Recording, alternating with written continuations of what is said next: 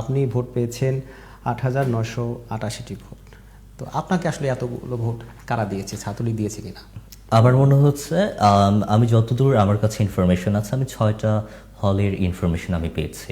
আমি মহসিন হল, তারপর আপনার এফ রহমান হল, সেগুলোতে আমি পেয়েছি প্রায় আপনার 500-র কাছাকাছি ভোট, এবং বিজয় কাতরে পেয়েছি আমি 691 ভোট, এবং রোকেয়া হলে পেয়েছি আমি 1112টি ভোট, এবং সুফিয়া কামালে পেয়েছি 915টি ভোট।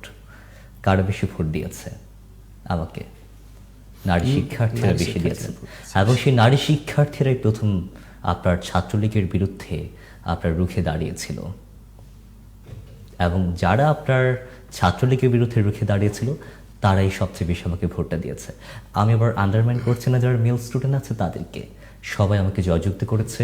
আমার প্রতি যারা আস্থা রেখেছেন, যারা আস্থা রাখতে পারেননি, যারা রাখতে চেয়েও পারেননি, সবার সাথে আমি কাজ করতে চাই।